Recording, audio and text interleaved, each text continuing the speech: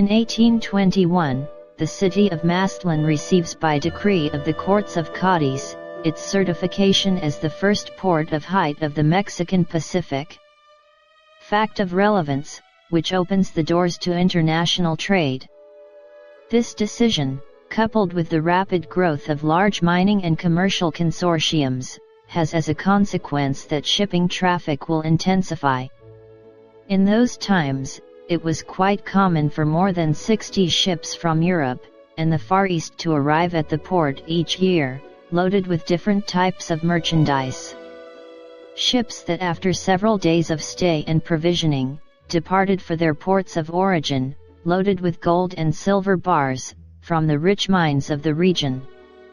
Despite the fact that at that time, the port of Mazatlan, with each passing day, had more port traffic, and although it may seem incredible, during a period of 7 years, there was no signage that would allow sailors to locate themselves and make approaches to port with due accuracy, without this meaning endangering their vessels. It is in 1828, when the Creston Island begins to be used for maritime signaling. Certain chronicles indicates that in the first 60 years, the facilities that existed at the top of the imposing hill were very modest. Just a masonry temple, on which torches and bonfires were lit, fueled by wood and coal, which produced a dim light, which could only be distinguished at a very short distance. This situation improved over the years, when oil and kerosene lamps began to be used, which already allowed a more fixed, intense, and penetrating light. Over the years, a small tower was built, in which an English-manufactured lamp was installed, powered by gas and which produced light through a special Fresnel-type lens, which due to its technical characteristics, allowed the generation of a more intense light, and consequently, it was easier to provide a better service to navigation, since being distinguishable at quite a distance, the approaches were made with greater precision. According to the existing chronicles, it is in the year 1892, when Mr. Bernardo Vazquez was president of the Port City Council, when the first construction of the lighthouse began. These works were in charge of one of the most renowned engineers of the city, Mr. José Natividad González, who also served as the director of the Board of Material Improvements. But it was not until 1930, during the time of the Governor, General Macario Gaxiola, when the final adaptations to the lighthouse began to be made. And it was built from a point known as Punta Pala, located on the Vigia Hill. The expansion of the breakwater of the Asada Hill, and its artificial filling works allowed the Creston Island to stop being a body of land, separated from the port of Mazatlan, and to be configured in the way we know it today. It is at the beginning of the 1920s that its lighting system is changed when lamps with electric filaments begin to be used, which needed electricity for their operation. Until a few years ago, it was common to hear the statement that the lighthouse, at the top of the Creston, with its 157 meters above sea level, was the second highest in the world, of those installed in a natural formation. Certainly, this lighthouse is not remarkable based on the age of its installation, nor because of the architectural style of the building that houses it.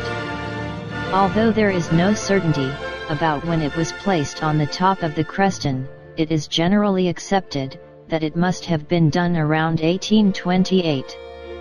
That date is reached because in that year, the pier in the North Beach area was moved to the South Beach. In old chronicles, the existence of any lighthouse is not mentioned, while the lightning was carried out in the Bay of San Felix. On the other hand, from them we know that since 1792, the existence of a lookout post was arranged on the top of the Naviria Hill. The first evidence of the existence of the lighthouse, in its current location, is provided by a map drawn around 1840, by Duflot de Morphas for the work, exploration of the territory of Oregon, Californias, and the Vermeil Sea. Like the one in legendary Alexandria, our lighthouse was on an island. Unlike other lighthouses, here there is no precise information about its operation, before the construction of the building in 1892. What there is, are only presumptions regarding the techniques used, to provide the required lighting, and the supports that should have been used, according to the needs raised by technological evolution. The lack of data in this regard reveals the scant interest that the lighthouse aroused among Mazatlan during the 19th century. So then, the version about its presumed world significance did not originate at that time. If El Faro was the second tallest lighthouse, where was the first?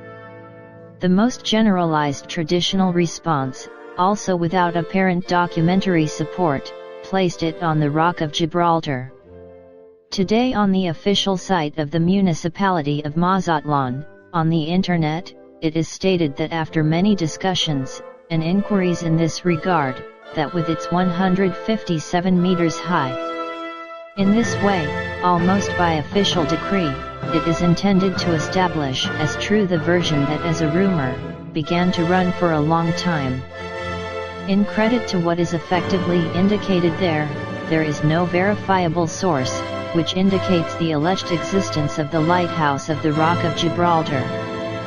Furthermore, in the 1947 edition of the Britannica Encyclopedia, you can see a photograph, in which a lighthouse appears in the foreground, a few meters above sea level, with the Rock of Gibraltar mountain in the background. There is therefore no information available on whether or not a lighthouse was ever in use on that peak.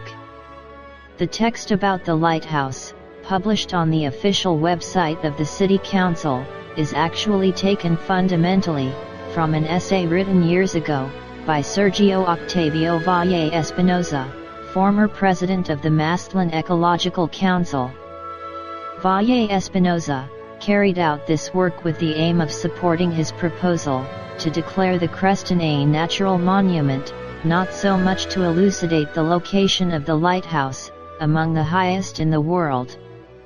Although in one of the chapters, he offers the information that he gathered about the heights of the Rock, and other coastal mountains called Faro, like the one in Fuenfrilla in Spain, even higher than Gibraltar.